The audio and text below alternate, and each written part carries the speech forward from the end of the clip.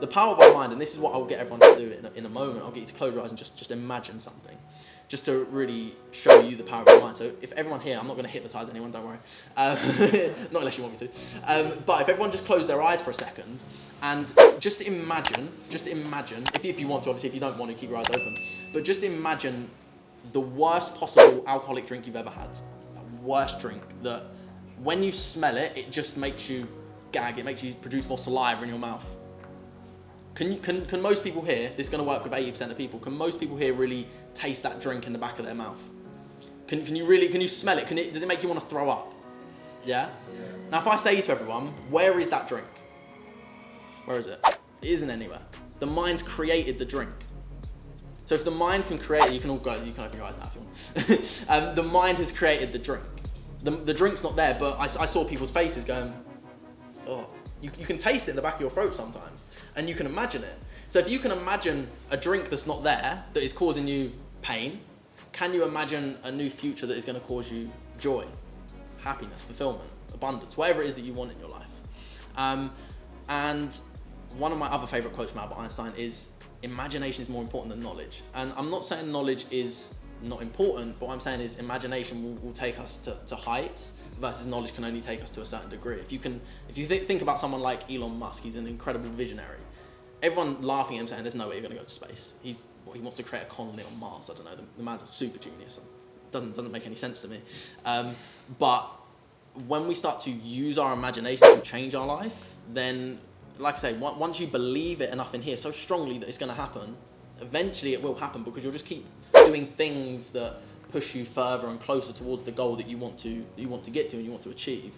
So a question that I get asked a lot, especially when I'm helping people do self-hypnosis, I don't know what hypnosis is like, so I don't know if I'm able to be hypnotized. And a lot of people say, oh, I can't be hypnotized, I've tried it before. And the answer really is, well, we go into hypnosis at least twice a day, but you just don't realize it. And you've probably done it many times. And anyone that drives again, have you ever driven a journey and been like, how did I get here? I genuinely don't remember driving it. Have you ever done stuff like that? And you're sort of a bit like, I should probably be paying more attention. The reason is your subconscious mind takes over and runs it on autopilot. And you know they say in planes, I don't know this 100%, but I'm pretty sure the pilots, they put the plane on autopilot once they take off. So they could just walk up and down the plane if they wanted to, but most people would probably be a bit nervous if the pilot's walking up and down the... Get in the front, get in the cockpit. But we go into that state of hypnosis at least twice a day and sometimes more. So when we're driving, if you're daydreaming, if you're sitting there and you're just starting to get a bit tired and you just notice yourself sort of glazing over, and then you're just like, whoa, what was going on? Your imagination is going into that Theta Brainwave and imagining yourself in a different way. And every morning when we wake up, if I go back to the brainwave slides, in the morning we go from delta, so we go from delta to theta to alpha to beta. We go back up from deep sleep all the way up to waking consciousness, like I'm right now. Then when we go to bed, we get in from work, we put our feet up on the table, we chill out or whatever, and we go to alpha, so we're relaxed. Then before we go to bed, we go into that theta brainwave, which is very deep, very great imagination. And has anyone ever tried to go to bed? I did this the other day, and my mind was racing. I had so many great thoughts. I was waking up, turning the light on, writing these ideas down, thinking this is going to be a great idea. Have you ever done that before you go to bed? Your mind's racing, you're just thinking about certain things, and you have your great ideas. The next day you wake up and you're like, that was such an awful idea. The conscious mind takes back over and says, oh, you know what, no, we've never stepped outside this comfort zone. Let's just go back to where it's comfortable. And even if we feel something like anxiety is, although we know that anxiety is painful to feel, it's more familiar than feeling very confident.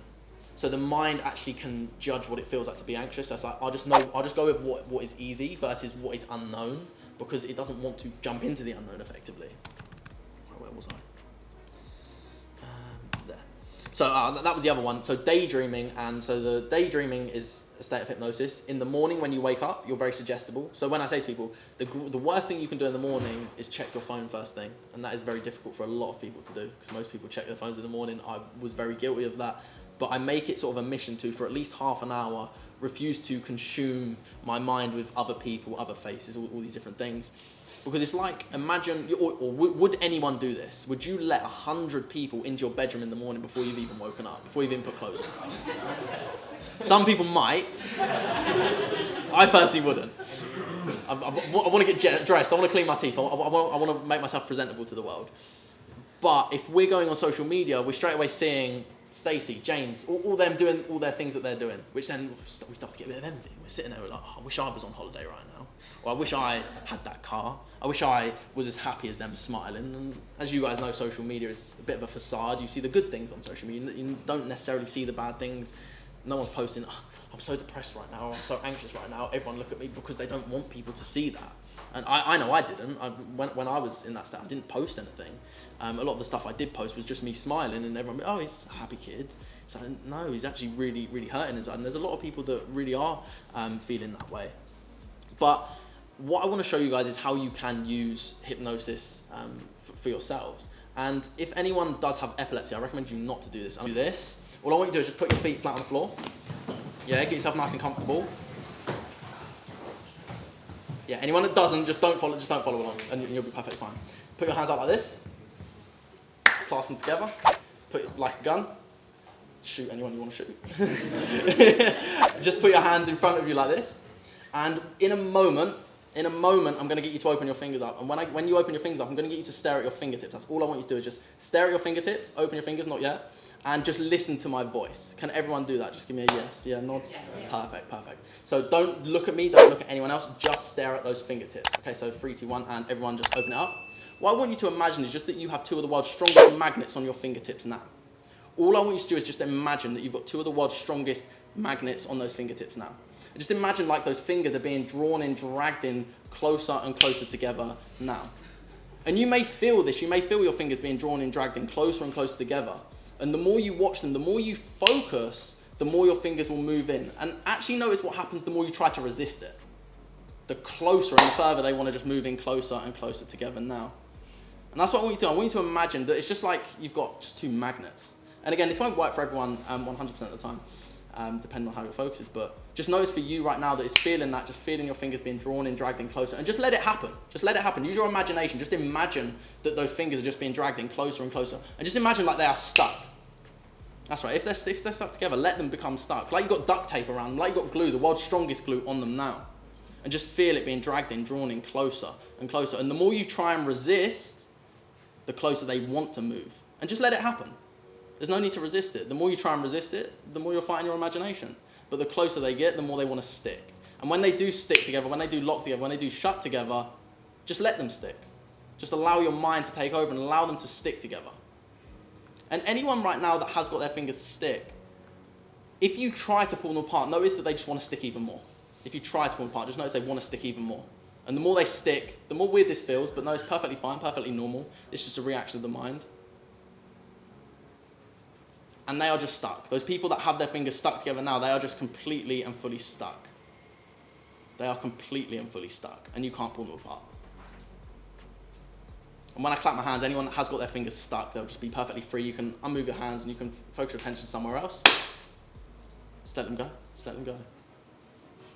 How many people did that work for? Yeah, so a few people.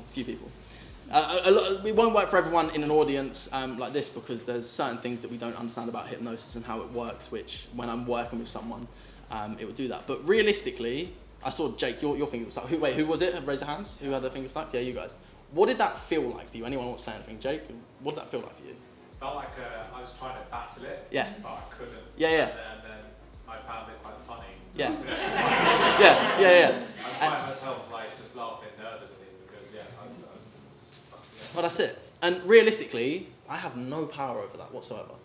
But what I do to people is when you use hypnosis, you use a certain language, hypnotic language patterns that help people convince themselves, because that's how hypnosis works. I always say, I'm not in any way magic or anything like that. I can't do it, I can help you do something for you. I can help you stick your fingers together. And I've done it, if anyone wants to ask me about it and to find my YouTube channel, I've done things where I've stuck people's feet to the floor. I did it with Chloe, we made her forget her name, all these little things that you can do. That they're funny, but what that shows is the power of hypnosis. If you can use hypnosis to forget your name that you've used, or someone's used every day, I'm sure everyone at least says your name once a day, you even hear it once a day. If you can forget that, then can you remove anxiety from your life? Can you become a better runner? Can you become a better performer at work? Can you just become better in daily life and start to make these shifts in your life? So what I want to teach you guys just quickly, just after I run through that, is just how you can use self-hypnosis. Now, what I did there is just called a hypnotic induction. It's just called the magnetic fingers hypnotic induction, hence why I said your fingers are like magnets. And effectively what it does is you're convincing yourself that your fingers are magnets. And the way that it's said helps you convince yourself that your fingers are magnets, which then allows you to be into that relaxed state of hypnosis. Because all hypnosis really is just a focused state of concentration. So as I said, when you're driving down the road, if you're on like a motorway or something and you're sitting there, everything is just so mundane, you're in one lane, you're just focused, you're seeing these lines, you're kind of being hypnotized by the road. Has anyone been hypnotized, or not been hypnotized, has anyone watched a very good film or read a very good book that time just flew by in an instant? Have you done that? So everyone that's done that can be hypnotized because you've been hypnotized to the book, you've been hypnotized to the film. And I think I was saying to Jake, when you watched, what was it, Armageddon, you said, yeah? When you watch it, you start to experience what the characters are experiencing. So I love, and if the character's upset, you start to feel a bit emotional. And I'm a massive Avengers fan. When Tony Stark died in Avengers, I cried. I'm sitting there, I'm like, it was so painful to watch because I love Tony Stark. I even shaved my beard into the Tony Stark beard when I first watched it because I was so excited. But the reason we can be hypnotized is because all we have to do is focus on that one thing, and it will allow us to be enticed into it. When we focus on the book and we realize time has just passed, that's what hypnosis can feel like. It can feel like 10 minutes, but an hour has passed. Sometimes it can feel like an hour and only 10 minutes passed. It just sort of distorts your perception of time. And if anyone has, so when I said I did ayahuasca, it's just a hallucinogen that I did. It's sort of like a plant medicine, they say. You can't really understand time when it's going on. Your mind doesn't sort of comprehend time. So what feels like a minute actually is like 10 years, or no, what feels like 10 years is actually like 5 minutes because the mind doesn't really pick it up. So when we get ourselves into that state of hypnosis, we sometimes just, our distortion of time just changes, our perception of time completely changes. So there is a 7-step process to hypnosis and self-hypnosis that you can actually use at home. So if anyone actually does want to write this down and actually use this in your life, it's going to be very beneficial. And I always say to people, why not give it a go? What have you got to lose? And that was, Chloe, that was your idea with it. People were asking you on your story yesterday was, like what convinced you to do hypnosis? And your answer was, well, what's the worst that can happen? Either I stay where I am, or I create a better life. So it's really a win-win, I always say to people. It's totally free. You can use it at home. You can use this stuff for yourself for totally free. Make sure you subscribe and make sure you tune into the next video where I will be explaining the exact 7-step process to hypnosis, and I'll see you in the next video. Subscribe.